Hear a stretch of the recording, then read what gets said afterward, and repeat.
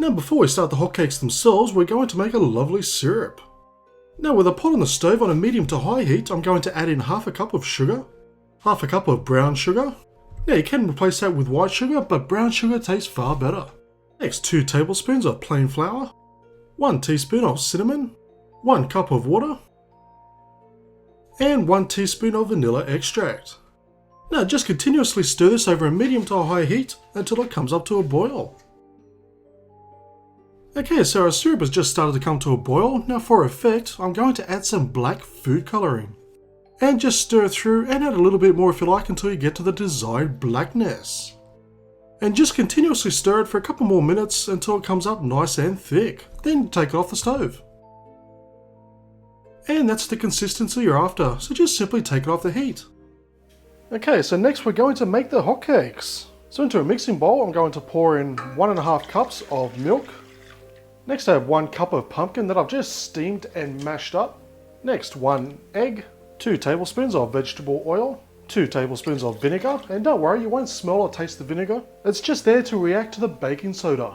Which brings me to my next ingredient, 1 teaspoon of baking soda or bicarb soda, 3 tablespoons of brown sugar, 1 teaspoon of mixed spice, it's also called allspice, half a teaspoon of ground ginger, then a teaspoon of cinnamon, about half a teaspoon of salt to enhance all those lovely flavours, and finally 2 cups of self-raising flour, or 2 cups of regular flour with 2 teaspoons of baking powder. And just simply mix everything through until it's all well combined. Now this is completely optional, but I'm just going to add a few drops of orange food colouring just for the effect. Okay, now that it's all mixed, we're going to fry them up. So I have a fry pan on the stove on a medium to high heat. So just give it a quick grease and just simply pour on your hotcake. And it's up to you how big or small you like it. So we're going to let this cook over this temperature. It's going to take about 1 or 2 minutes. And you know it's ready to turn when it starts to go dry on the outside and starts to bubble in the middle. Okay, so it's just started to go dry on the outside, and as you can see, it is starting to bubble. So now we just carefully flip it over. Now just cook it on this side for another 1 minute and it's ready to take off. Now I've just poured some of our yummy sauce on top, and there we have some lovely and delicious Halloween hotcakes. Now the good thing is the pumpkin isn't overpowering the taste. It just blends in and works so well with all those other spices. So you don't have to have this just on Halloween. This really is a fantastic treat all year round. But of course, don't forget, just have it in moderation. But I guarantee when you have it every now and then as a treat, you're going to take a bite and think, this tastes simply ghoulish. Now to start this off, I have a pot on the stove on a medium to high heat. So to that I'm going to add in 2 cups of regular sugar, followed by 3/4 cup of water, and half a cup of glucose or corn syrup.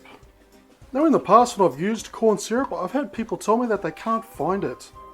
So what I'll do is I'll leave a link down below to my video on how to make your own at home. So just gently stir it over medium to high heat until the sugar is completely dissolved. Then once it's dissolved, we're just going to bring it up to a boil. But keep it over a medium to high heat, don't put it on a very high, we want to bring it up slowly. So next we're going to add in some black food colouring. So just add a few drops just until you get to the desired shade. And next, using a wet brush, we're just going to brush down the sides just to get rid of that sugar there, and that's going to help prevent those nasty sugar crystals from forming on top of our syrup. So next we're going to use a thermometer, and we want it to come up to 300 degrees Fahrenheit or 150 degrees Celsius. So we want to get up to the hard crack stage. Now these Camdy thermometers are incredibly cheap. Just search online, find one, because they just make life so much easier. So just keep it on a medium heat. It's going to take about 10 minutes, give or take. Don't have it on a very high temperature. You want to bring it up slowly. That's the reason why most candy will fail, because you've brought it up to the temperature too fast. Okay, next we're going to use our apples. Now I'm going to use a green apple. You don't have to use a green apple, but personally I think it works out best. And I'm just going to use a chopstick. Basically any type of sticks will do. And we're just going to just carefully push it in until it gets to about 3/4 of the way down. And it's ready. So just continue on until you've done all your apples. Now we've just reached the hard crack stage. So working quickly with the apple, we're just going to turn the apple in our syrup just like that. And let the excess just drip off. Then I have some baking paper that I've just quickly greased. And we're just going to place our candy apple onto that paper. And just continue on until you've done all the apples. Now once you've done all your candy apples, just simply let them sit at room temperature for about an hour to harden up. And as for the pan, just simply soak it in water for a couple of hours and any remaining sugar will simply dissolve away into the water. Now there we have some very delicious, very scrumptious Halloween black candy apples. So they are most certainly a very easy treat to make and definitely a very effective one. And you can't go wrong by wrapping something that's completely healthy in a layer of sugar. And here's one of the other ones, so get a load of this sound.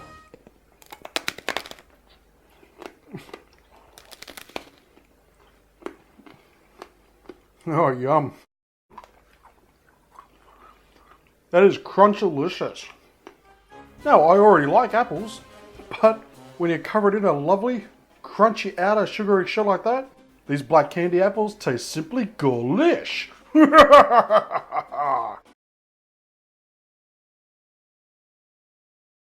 So we're going to start off with some cooked pasta. Now this pasta just cooked until it's al dente. You can use spaghetti, fettuccine, it's completely up to you. Basically whatever the recipe calls for. And I cooked this for about 8 to 10 minutes in boiling water. So next we're going to use a Ziploc bag. So just open up our bag. And I'm going to place in about 2 tablespoons of water. So now into that bag, I'm going to place in about 20 drops worth of black food coloring. And all we have to do is grab our pasta and we're going to just place it into our bag. Okay, so leave a bit of air in there, but just zip it up and work that colouring around. It is really this simple. Okay, so we're going to let that sit there for about 5 minutes, just to give it a chance for all that colour to soak in. And there we have some delicious black pasta. Now all I've done is I've just rinsed it under the tap just to get rid of the excess black colour, and it's ready to go into any recipe that you like. And just look at that. Yummy. That's so black, so delicious. And if you're after an easy pasta sauce to make for this pasta, I'll leave a link down below to my version on how you can make your own. So this will work with any type of pasta that you use and for any recipe that you want to use. So for this Halloween or any time of the year, why don't you colour it black? Because when you do, it's going to taste simply ghoulish.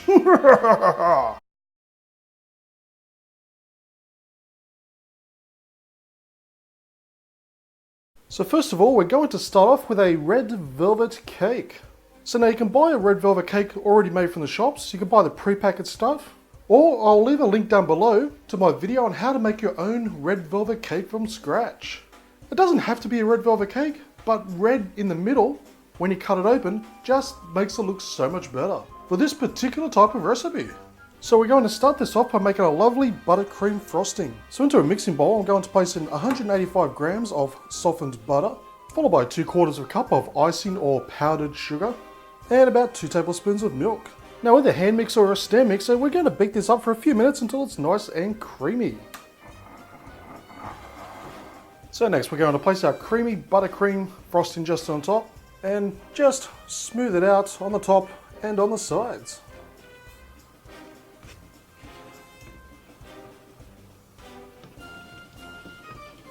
So once done, it should be completely covered on all sides and on the top.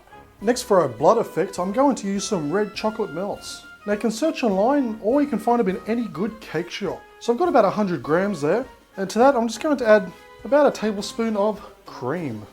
Thickened cream, whipping cream, it's all the same. And now I'm going to place this into the microwave for 30 seconds at a time, stirring each time until it's nicely melted. Okay, so next find yourself a good knife and just place it dead center, like so. So I've placed our chocolate ganache into a squeeze bottle. So now we're just going to simply squeeze out our blood.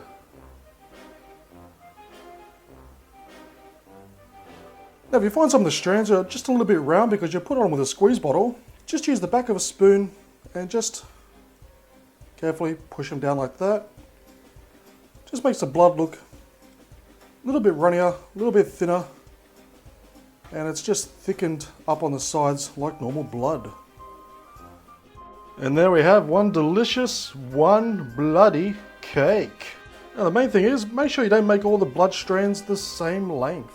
Just mix it up, make them shorter, make them longer. You want to try and make it look as natural as possible. Now if you can't find the red chocolate melts, what you can do is buy white chocolate and colour it red.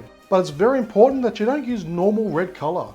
Only use red colour that is oil based or powdered based. Because if you use the regular colouring, what it's going to do is it's actually going to congeal the white chocolate. And at that point you might as well just throw the chocolate away. So make sure that you only use oil base or powdered base when adding it to white chocolate. But this certainly is a very effective cake. And if you follow my recipe on how to make your own red velvet cake, it's going to taste simply gorlish.